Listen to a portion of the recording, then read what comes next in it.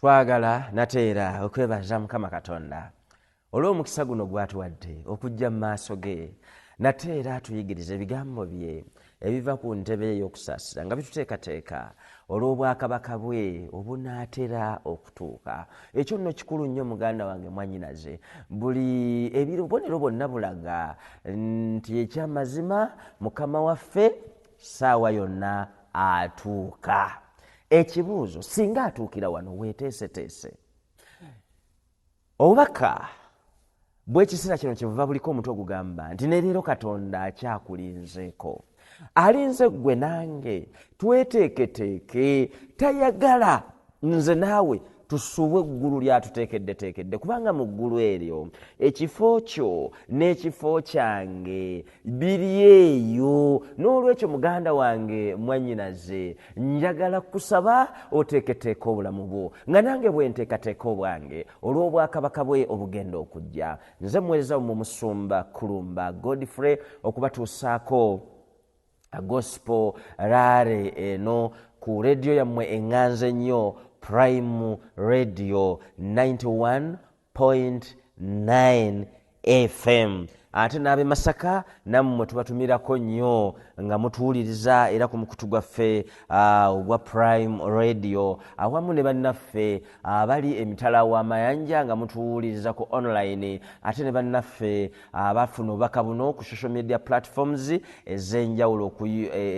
ez'enjawulo eza Prime Radio. Mukama Katonda abawe nnyo omukisa. Bassebo ne bannyabo, mu kiseera kino munzikirize mu ngeri y'enjawulo neebaze essomero eryakatikamu SDA Secondary School, kubanga singa teribadde ddyo tetwandibadde na nsimbi bubaka buno kubeerawo ku rediyo eno wiikisi 2 mu ttuntu n'ekiro. Ssebo omukulembeze w'essomero eryakatikamu SDA Secondary School ew'obulenzi main campus, mukulu omukadde Ddayo Po.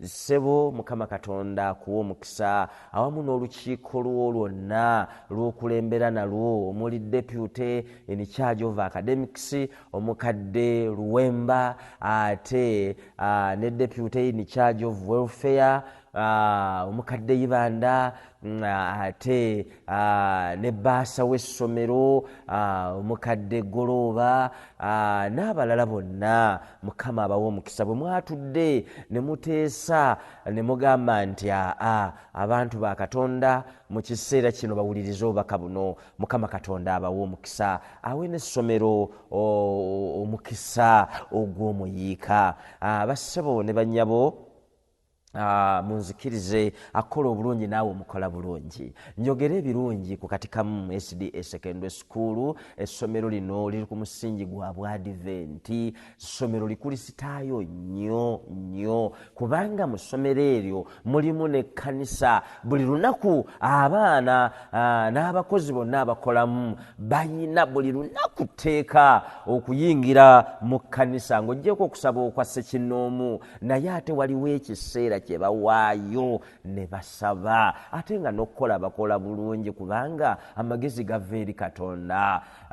Muganda wange mwannyinaze, essomero lino lyadde ne boarding school, ly'abawala n'abalenzi, era litwala abaana bonna okuva mu Uganda n'ebweru wa Uganda. N'olwekyo katikamu SDA Senior Secondary School wali ew'obulenzi Bombo Road. Bw'otuuka katikamu gendako mu maaso katono nnyo oluva mu tawuni y'e Katikamu, ka trading center akaddako w'oyambukira ku kidde ekikyuso oba wakagendako katono, essomero jjaddira bagaggadde ddene nnyo mu new curriculum lyerikyakutta akati, liyina buli kikozesebwa kyonna. Abaana bayiga okutunga ebyalaani eby'emikono, balina ettaka ddene, abaana balima abalundirako. Ndabawo section eyo kya welding, kwe kwokya ebyuma. Ndabawo ebyalaani nabyogedde, ndabawo FN, kwe kufumba catering, ndabawo ki ekirala kwe kulunda okulunda ebyo byonna mbirabawo okutunga nakwogeddeko ndabawo ebya saaluuni ez'abakyala okusiba enviiri okukola ku lususu n'abaami okubayigiriza abaana okubayigiriza okusala enviiri ez'abaami ebyo byonna babiyigiriza nti munnange byebiri mu nnyo curriculum kati olwokuba bali wagazi ebyo byonna babisomesa ate nga baggulawo n'omwaka oguwedde mwaka oguwedde 2023 baggulawo branch ekutte akati ng'enjogera y'ennaku zino bweri eri Nakaseke gye bayita kati kamu SDA secondary school Nakaseke kampasi mwebale nnyo bassebo okuggulawo kampasi eyo ate nga n'omwaka guno omukulembeze w'essomero omukadde Dayopo antegeezezza nti era basabuukuludde ekipya nga ly'essomero kampasi empya gye bayise kati kamu SDA secondary school Kakooge kampasi. Mukama yeebale okubakozesa, mwebale okugunjula abaana b'eggwanga, mwebale Mukama Katonda abawa omukisa. Bassebo ne bannyabo, nnaku lwaleero njagala ate mbatwaleko mu kyokuyiga ekirala ekigenda okuva mu kitabo kibeere kyakubikkulirwa. Mu kitabo kino ekyakubikkulirwa tugenda ndowooza nga tetunnagenda mu kitabo kyakubikkulirwa, munzikirize kaseera kano tugende mu kitabo kyakuva. Mu kitabo kyakuva eno waliwo ebigambo byenjagala nga baneko nammwe.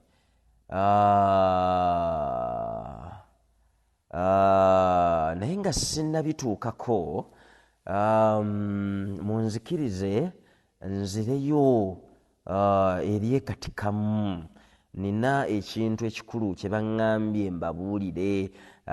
Mukulembeze w'essomero wano Dayopo ampeereza akamesegi nti nina kyessoogeddeeko nti essomero lisomesa sciences ne arts. Yes, sciences oba mu Luganda kiki naye twakigandawaza. Lisomesa sciences ate ne arts. N'olwekyo bassebo ne bannyabo, abaana bammwe mubatwaleyo ate nga bakola bulungi. Ekyamazima bakola bulungi, bakola bulungi. Essomero lyeyogerera, muliwulira. Bassebo ne bannyabo, munzikirize olunaku lwaleero tugende mu kitabo kyakuva essula esooka. Bwe tunaatuuka mu ssula esooka tugenda kutandika okusoma ku lunyiri lwa 6. Naye nga tetunnaba, katusabe. Katonda waffe omulungi w'ekisa ekingi, weebale kubanga ne leero tuwadde omukisa fe abaana bo okujja maaso go, ate era otuyigirize ng'oyita mu kitabo ky'ekitukuvu Bayibuli. Guno nno mukisa si buli omuntu agufunye okuwuliza ku bubaka buno, naye ffe b'owadde omukisa Mukama tusaba Mwoyo Omutukuvu atulungamye tubutegeere, bwongere okututeekateeka n'okutusembeza okumpi n'omusalaba ku bwa Yesu Kristo Mukama waffe. Amiina. Bassebo ne bannyabo, abaana ba Isirayiri olugendo olubatuusa e Misiri mulujjukira bulungi, naye ka mbajjukizeeko bulungi. Ekiseera kyatuuka, enjala n'egwa abaana ba Isirayiri we baali, era ne bagenda okusaka emmere mu Misiri. Era bagenda okusaka emmere mu Misiri, kumbe abaana baali batunda mwana munnaabwe Yusufu. Kakati Yusufu ng'ate yafuuka katikkiro e Misiri, bw'alaba nga baganda be bazze okusaka emmere n'abagamba basigale wano baddeyo bayite ne bazadde baabwe n'abaali basigaddeyo bajje babeere mu kifo ky'okujjanga nga batambula olugendo oluwanvu olwatwalanga emyezi n'emyezi nga banona emmere. N'abagamba mujje eno, nze Katikkiro n'ateesa ne kabaka eyaliko Falaawo, ne babawa olusenyi, ne babawa ekifo, abaana ba Isirayiri ne batuula eyo ne batandika okulunda n'okulima. Bayibuli egamba abaana ba Isirayiri ne beeyongera mu bungi, mu muwendo ne mu bugagga. Mu kitabo kya Kuva essula esooka olunnyo lw'omukaaga, Bayibuli egamba nti Yusufu ne baganda be bonna n'ab'omu mirembe ogwo gwonna ne bafa. Olw'omusanvu abaana ba Isirayiri ne bazaala ne baba amaanyi nnyo, ne bajjula mu nsi yonna eya Misiri. Olw'omunaana lugamba nti awo kabaka omuggya ataamanya Yusufu n'alya obwakabaka, n'agamba abantu be nti mulabe abaana ba Isirayiri bangi nnyo era b'amaanyi okutusinga. Bayibuli egamba mu nnyo olw'ekkumi nti kale tubasalire amagezi baleme okweyongera obungi, olutalo bwe lulijja baleme okwegatta n'abalabe baffe okutulwanyisa era n'okututolokako. Olw'ekkumi n'olumu lugamba nti kyebaava babateekako ababakozesa okubabonyaabonya n'emirimu emizibu ennyo, ne bazimbira Falaawo Pisomu ekyo kibuga ne Lamuseeyi n'ekyo kibuga okuba ebibuga eby'amaterekero.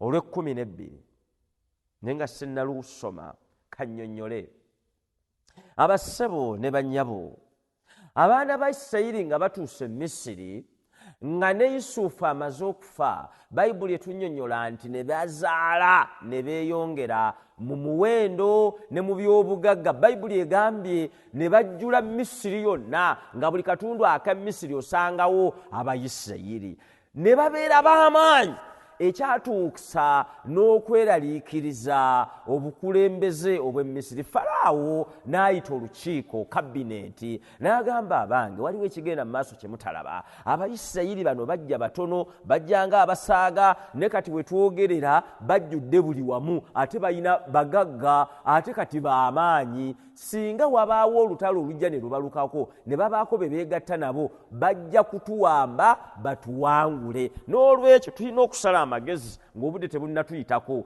tulabe abantu bano tubazikiza tutya. Njagala bassebo ne bannyabo mbabuulire, Falaawo n'olukiiko lwe ne bajja n'ekiteeso kitya nti abantu bano tubafuula abaddu, tubakozese nnyo, bakuba amataffaali, bazimbe ebibuga, bazimbe amasitoowa. Kyama ki ekyalimu ekyo? Nti abasajja bano gye banaakoma okukola ennyo bajja kukoowa, bwe banaatuuka eka beebake bwe basiba fuluuti, olwo nno okuzaala kubeere nga tekusoboka. Bagenda okukibala abalamu nga kikola. Mu lunnyo olw'ekkumi n'ebbiri Bayibuli egamba nti naye Abamisiri gye baakoma okubonyaabonya abaana ba Isirayiri, n'abaana ba Isirayiri gye baakoma okweyongera obungi n'okubuna mu nsi eyo, Abamisiri ne banakuwala nnyo olw'abaana ba Isirayiri. Weewuunye muganda wange mwannyinaze, gye bakomye okubonyaabonya n'okutuntuza abaana ba Isirayiri bakole nnyo babulwe amaanyi, Bayibuli egambye nti ate gye baakoma okweyongera obungi n'okubeera ab'amaanyi n'okwongera okubuna Misiri yonna. Wano nno waliwo ekyokuyiga nga sinnagenda mu maaso. Okimanyi nti eriyo abantu abakubonyaabonya nga bapulaaninga okukubonyaabonya era nga bakubonyaabonya, naye gye bakomye okukubonyaabonya balaba ate ogenda bugenzi mu maaso.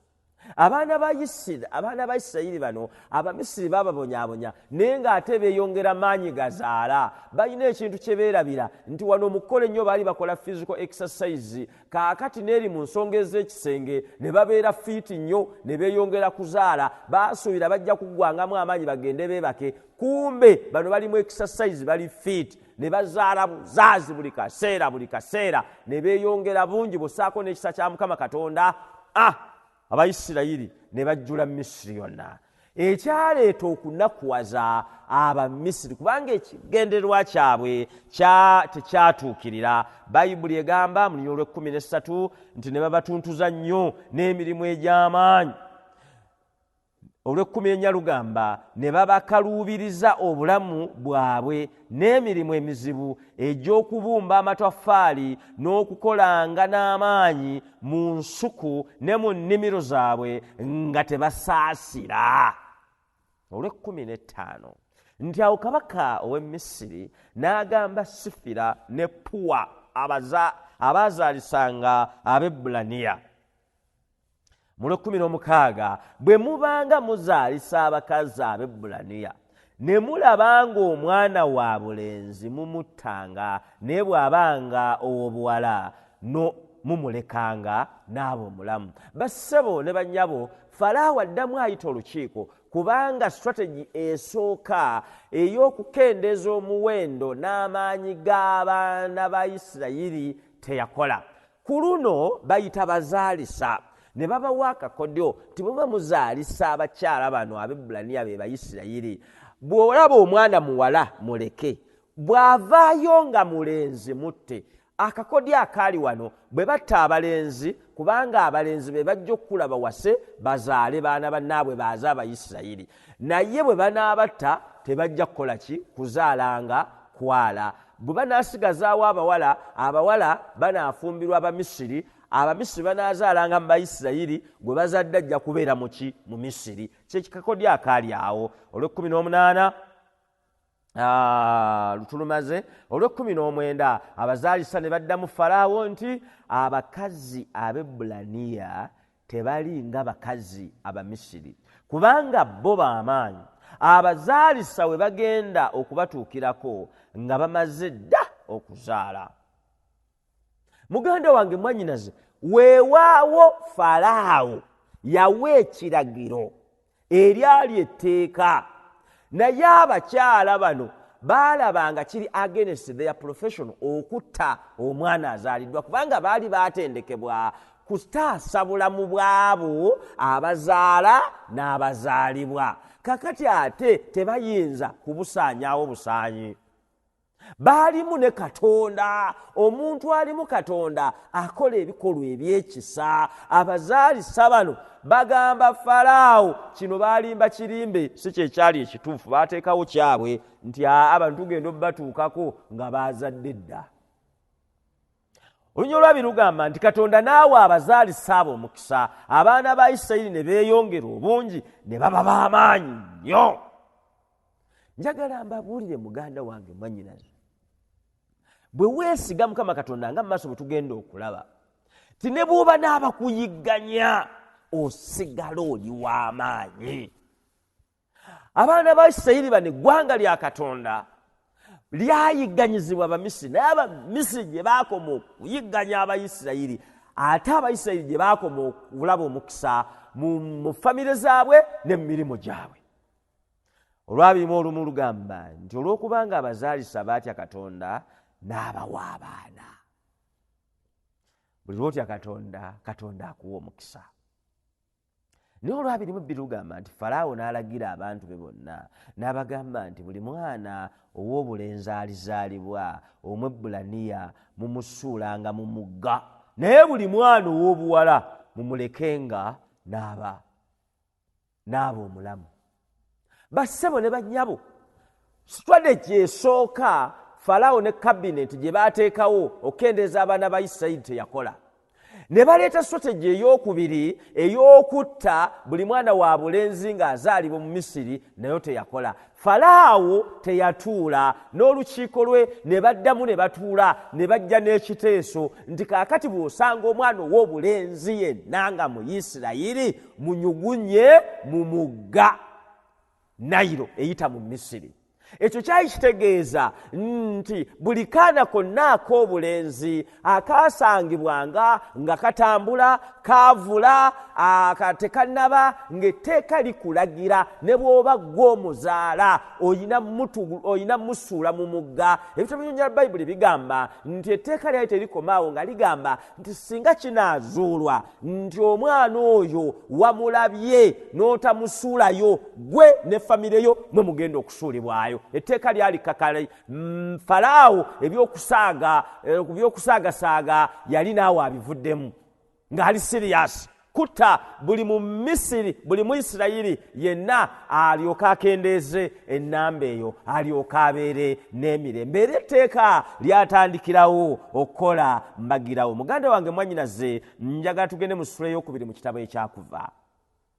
Etteeka eryo bwe limala okuyita, Bayibuli egamba mu ssula ey'okubiri olunyiriri olusooka nti awo Musa awo omusajja ow'omu kika kya Leevi n'agenda n'awasa omukazi ow'omu kika kya Leevi. Olunyiriri olwokubiri lugamba omukazi n'aba olubuto n'azaala omwana wa bulenzi, naye bwe yalabanga mulungi n'amukwekera emyezi 3. Bassebo ne bannyabo ng'etteeka likola nga buli basanga akaana akalenzi Akayisirayiri bakasuula mu mugga. Bw'otakasuulayo gwe n'ab'omu nju yo mwe basuulamu.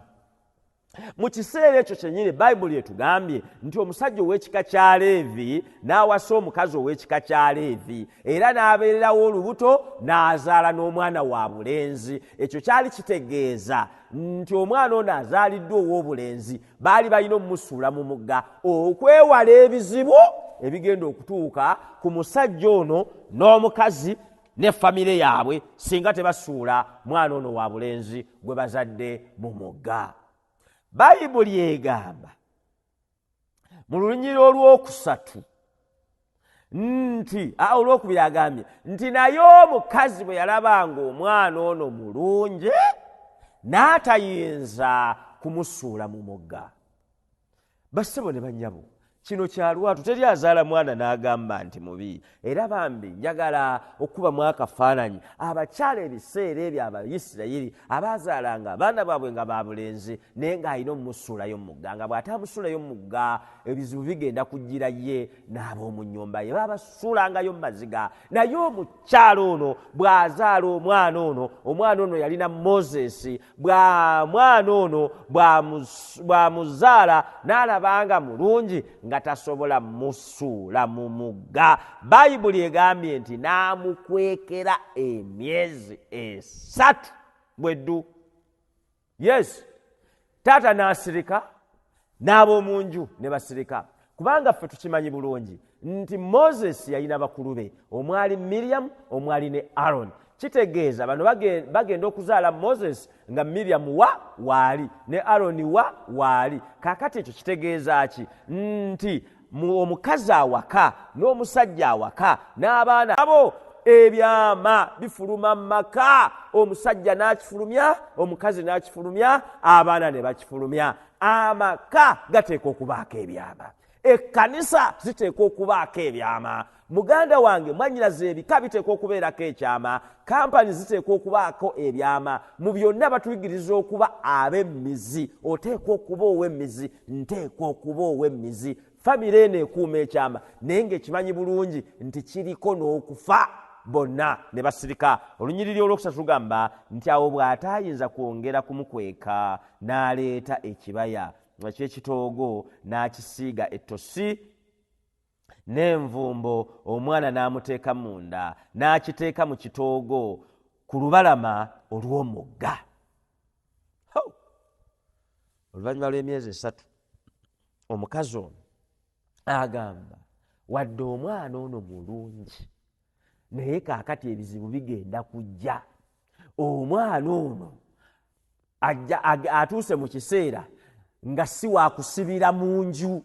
Omwana ono agenda kutambula, n'amuteega ntya, n'amukuuma ntya. Omwana ono n'enkaaba kaakati ayongedde ku sawuti. Omwana ono okwewala ebizibu, nze okufa n'omwami n'abaana be nasooka okuzaala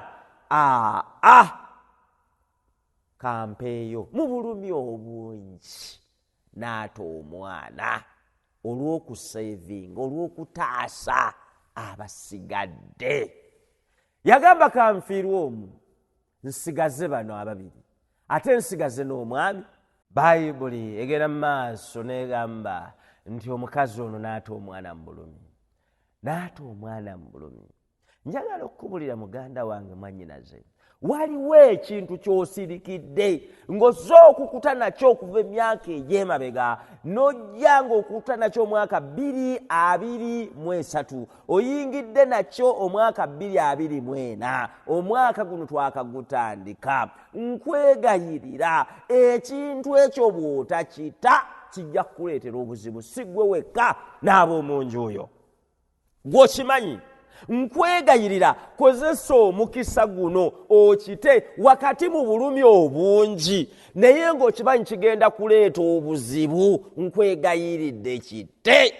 Omukazi ono yata omwana olw'ensonga yali amanyi nti omwana ono bw'atamuta agenda kufiirwa abaana be yasooka okuzaala, afiirwe obulamu bwe, afiirwe n'omwami we. Naawe njagala okukulabula muganda wange mwannyinaze, singa toota ensonga eyo gw'ogimanyi mu mutima gwo, singa toota ensonga eyo ogenda kufiirwa obulamu bwo. Osobola okufiirwa obulamu buno obw'oku nsi n'obulamu obutaggwaawo. Katonda akyakulinzeeko ne leero akyakulinzeeko, akuwadde omukisa ote ensonga eyo egenda okukusaanyaawo, eyinza n'okusaanyaawo famire yo, eyinza n'okusaanyaawo omwami wo, eyinza n'okusaanyaawo omukyalawo, eyinza n'okusaanyaawo ekkanisa yonna. Lwa nsonga eyo gy'ozza okukuta nayo, lwaki togita? Omukyalo ono mu bulumi yata omwana we olw'okusevinga famire. Nkwegayiridde olw'okutaasa obulamu bwo obw'omwoyo, ensonga eyo gite mu bulumi obw'ekitalo ennyo. Ntera okugamba abantu ekibi kiwooma era ekibi tekiteeka, naye olw'okwagala okuwonya obulamu bwo n'obulamu bw'abooluganda n'ab'omu nju yo, guma obuwoomi bw'ekibi obufiirwe naye obulamu bwo bulokolebwe. Omukyalo ono yata bulamu bwa mwana we. Omwana gwe yeetisse emyezi 9 yamuta, naye ekyo kye weesibyeko ky'oteetikka mu lubuto myezi 9, lwaki tokita? Ky'osanze ku nsi kuno kite kigende obe wa mirembe. Bayibuli egamba mukazi ono omwana n'amuta. Olunyiriri olwokuna lugamba mwannyina w'omwana n'ayimirira walako alabe ekinaatuuka ku mwana oyo. Olunyiriri olwokutaano lugamba nti awo muwala wa Falaawo n'aserengeta ku mugga okunaaba.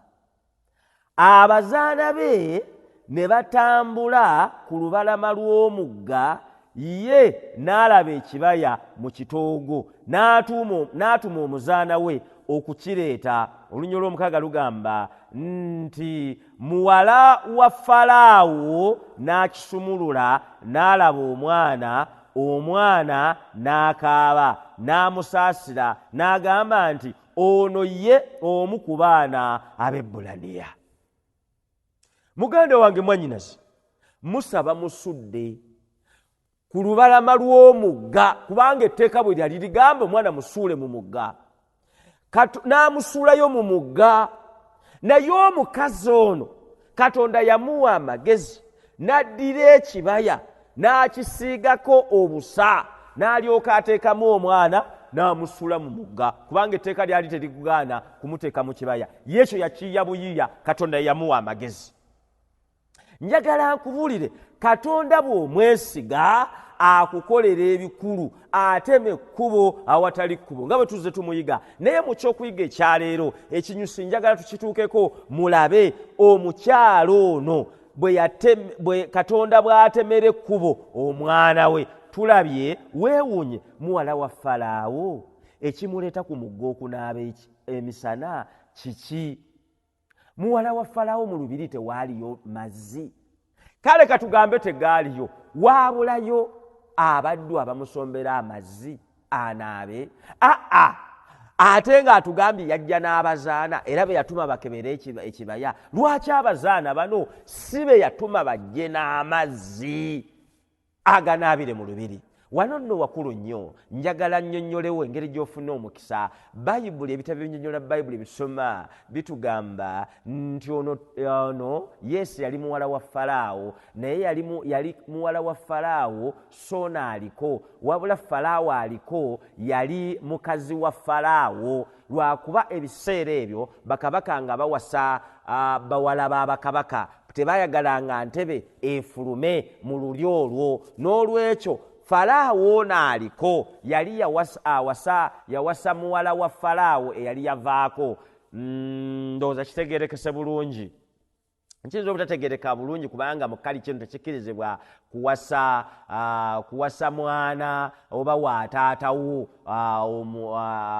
taatawo omuto, naye kati kyaliyo e Misiri olw'okwagala okukuuma namulonde eyo obutafulumafuluma mu bakopi. Muganda wange mwannyinaze, ebitabo by'ennyonnyola Bayibuli bitugamba nti Falaawo aliko bw'awasa muwala wa Falaawo n'ajja ewuwe, omukyalo ono n'anoonya omwana n'abula, era Falaawo n'afuna omukazi omulala, ye omukazi omulala n'azaalira yasookera ku mwana wa bulenzi, naye oyo si ye Samoni ey'olwaleero. Omukyalo ono omwana bw'amubula n'asigaza n'atatwala linnya lya kaddulubaale, n'asigaza liri erya muwala wa Falaawo. Nga naawe bwe bakuwasa bw'oba tonnazaala wano mu Buganda, bwe mugenda eyo mu kyalo oba eriyo kuziika, bw'oba wazaala balamu bakuyita maama gundi, maama Loozi, maama Bulayani, maama Kereya. Naye bw'oba nga tonnazaala nga muli eyo mu mirimu mikola mu kufiirwa, balamu bakuyita batya?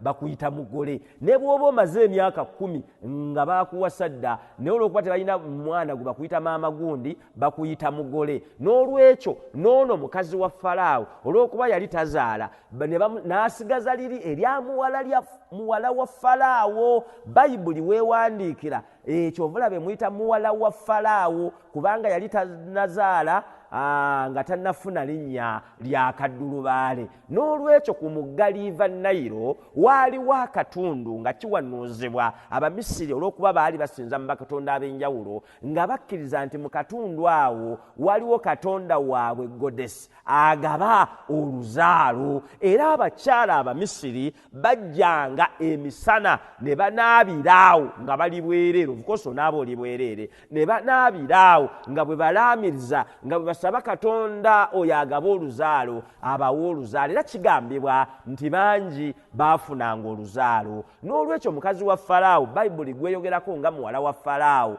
naye yafunanga akadde ajja emisana nga teri bantu, n'ajja n'abazaana. Bw'ajja n'abazaana n'abagamba badde eri ye anaabe, so okunaaba kunaafune refreshment, wabula anaaba kufuna luzaalo kubanga yali tazaala, ng'ayina okulwana afune ekifo ekyo eky'obwakaddulubaale. Muganda wange mwannyinaze, Bayibuli egamba nti abaana aba n'alengera ekibaya, n'atuma abazaana. Bw'abatuma bagenda okisaanukula nga kirimu omwana ate nga wa bulenzi. Bwe bamuleeta nga omwana wa bulenzi, omukyalo ono mukazi wa kabaka n'agamba nze Katonda anjagala mu ngeri ya njawulo. Katonda agaba oluzaalo lwagabira wano nga banaabye, nze ate tannumiza kumpisamu eri prosesi ya kulumwa na kwetikka myezi 9, ampadde mwana mulamba.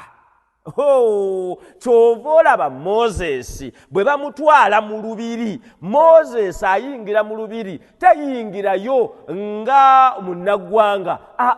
Moses ayingira mu lubiri ng'omulangira.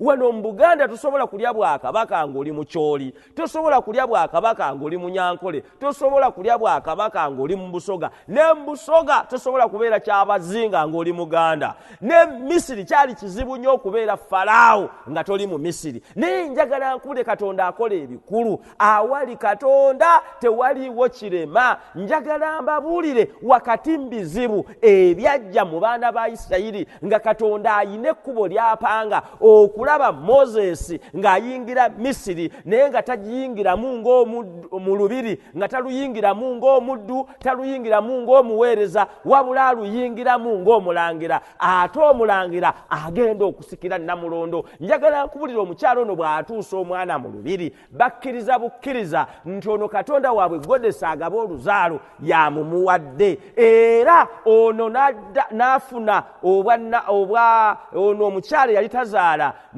n'afuna ekifo kye eky'okubeera kaddulubaale, era olw'okuba yali kaddulubaale omwana we ow'obulenzi asooka Katonda gwe yali amuwadde lubaale we gwe yali amuwadde nga y'ono Moses ye mu ndowooza ye, era Moses n'atwalibwa okubeera nga ye Falaawo agenda okuddako. Kino kyewuunyisa. Era Moses training gy'afuna mu lubiri yonna ng'emutendeka kusikira Namulondo ya Misiri. Muganda wange mwannyinaze, njagala okitegeere nti ebizibu byonna ebijja mu bulamu bwaffe, ebizibu ebijja ku mirimu, ebizibu ebijja mu famire, ebizibu ebijja ku kyalo, ne tukoowoola Katonda ne tumusaba n'abanga atawulira ng'ebizibu bijja, njagala nkubuulire mu bizibu ebyo Sitaani byaleeta ate Katonda mwakolera. Mu bizibu ebyatuuka ku baana ba Isirayiri, abaana ba Isirayiri ne bafa, abaana ab'obulenzi 10 abattibwa ebiseera ebyo, naye Katonda nga ye ali mu kutema mu kwesese guyisaawo Moses Omuyisirayiri ate ayingire mu lubiri lw'Abamisiri nga aluyingiramu ng'omulangira. Weewaawo omanyi Katonda tafaayo, ye oba golowooza Sitaani yakuwadde naye ye nga Katonda ayisaawo bibye. Abamisiri baalowooza Katonda waabwe gwe basinza yabawadde omwana ow'obulenzi, kumbe ye Katonda ayisaawo wuwe byayingidde mu lubiri. Moses n'ayingira mu lubiri ng'omulangira, ate omulangira omukulu agenda okusikira Namulondo. Njagala okuzzaamu amaanyi ebizibu ebyo by'oyitamu, ebizibu ebyo by'oyiseemu mu mwaka 2023, mu mwaka 2022 ne bijja paka 2023 k'otuuse wano 2024. Njagala okuwa essuubi, gumiikirizaamu Katonda mu ebyo mwennyini mwagenda okuyisa akutuuse ku Namulondo kwayagala otuule.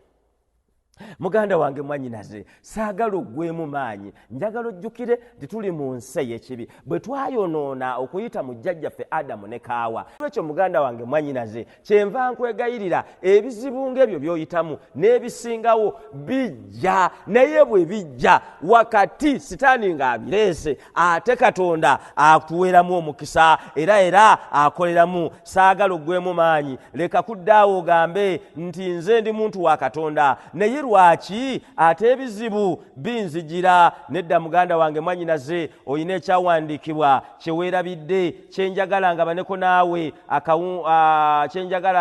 naawe mubaka buno obw'olwaleero okiwulire kikuzzeemu amaanyi. Ekyawandiikibwa kino kiri mu Zabbuli eya 34. Njagala owulize gw'oleme kwevuma nti lwaki mpa ebitundu eby'ekkumi, lwaki nsinza buli kaseera, lwaki ntambula mu makubo ag'obutuukirivu naye nga ebizibu bijja gye ndi. Lwaki weewuunye famire eno omusajja wuuyo akugambye yawasa mu makubo amatuufu n'azaala omwana, ate aba yakamuzaala ebizibu we bijjire etteeka ne liyita abaana ab'obulenzi battibwe. Kati ate mu kuttibwa ate Katonda n'amukola ki? Katonda omwana oyo n'amukukusa ng'ayingira olubiri. Kambazzeeyo wali ng'omwana oyo ali ku nnyanja. Njagala nkubulire weewuunye omwana bamusuula batya ku nnyanja amazzi ne gatamutwala? Amazzi agayita e Misiri gava eno mu River Nile, source of River Nile eri wano mu Uganda, naye gadduka embiro, buli woogisanga wonna gadduka. Era kyekyali ekigendererwa kya Falaawo nti gwe bamusuulamu emwongerayo emuyiwe eri mu Mediterranean Sea. Njagala nkubulire tekuliko na welizooko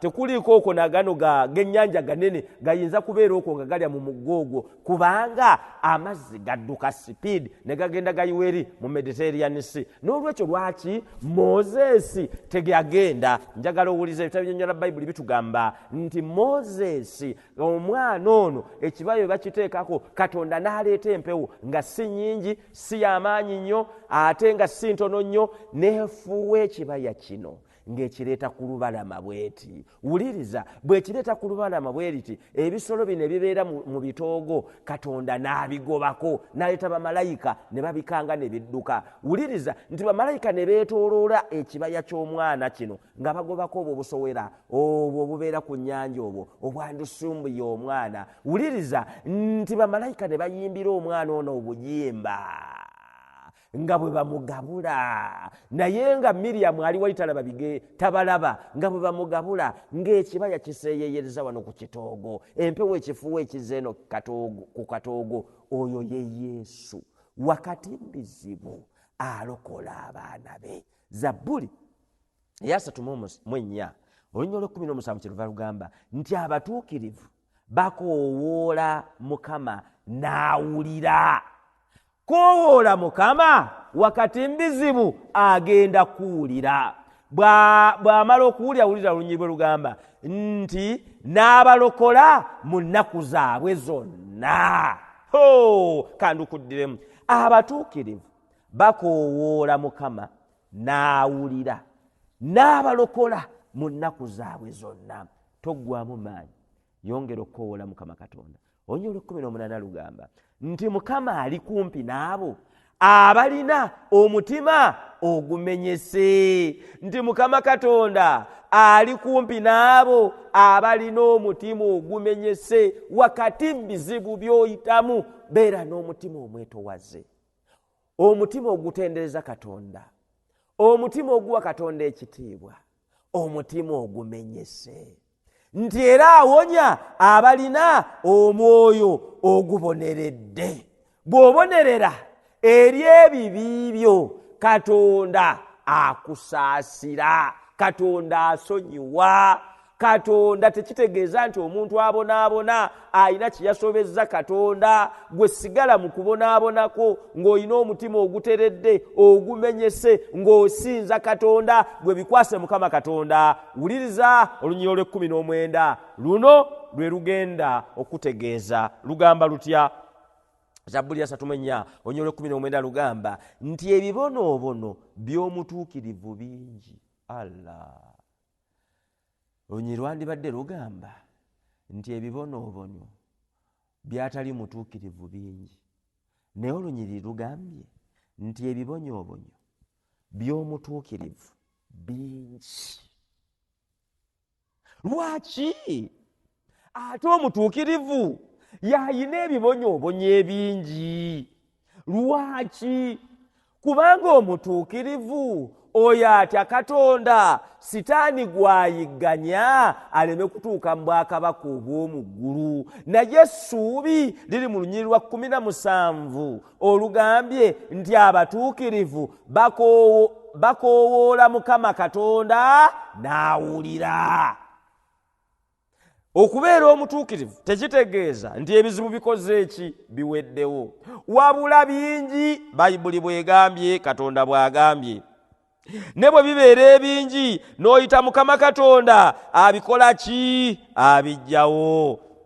Njagala oddusomako mu Luzungu, kambikule Bayibuli wano ndabwe bwe lugamba mmalirize. Zabbuli eya 34 agambye bw'ati mu Luzungu. Zabbuli ya 34 olunyiriri njagala kusoma lwa 19 agambye bw'ati, kubanga ate yo kyongera okuvayo bulungi. Agambye the righteous person may have many troubles, but the Lord delivers him from them all. Haleluya. Nti omutuukirivu ayinza okuba n'ebibonyoobonyo bingi, naye Katonda byonna abimuyisaamu n'emirembe n'aba muwanguzi. Nsaba Mukama Katonda akuwa omukisa musajja gwe. Nsaba Mukama Katonda akuwa omukisa mukazi gwe awuliriza ebigambo bino. Akuwa amaanyi wakati mu bizibu by'olimu, okoowole Mukama obeere muwanguzi ku bwa Yesu Kristo Mukama waffe. Amiina. Katwebaze Katonda kitaffe omulungi w'ekisa ekingi. Tukwebaza kubanga naawe tokooye kwogerako eri ffe. Twagala okwebaza Mukama Katonda ffe kubanga otuzizzaamu essuubi. Ffe tubadde tumanyi nti bw'okkiriza Mukama waffe Yesu Kristo n'otambulira mu makubo ag'obutuukirivu ng'okubonaabona kuweddewo. Naye leero tukakasizza nti omutuukirivu alina okubonaabonya kungi. naye otuzizaamu essuubi nti bw'akukoowoola owulira. Mukama wakati mu bizibu sitaani by'atuleetera ate ggwe muokolera. Mu bizibu ebyatuuka mu baana ba Isirayiri ate ggwe muwatemera ekkubo erituusa Musa Omuyisirayiri n'omuyingiza mu lubiri lw'Abamisiri ng'omulangira. Mukama naffe ebizibu bye tuyitamu tukwegayira mu oba okolera otufuule bawanguzi, otutikkire engule ku bwa Yesu Kristo Mukama waffe. Amiina.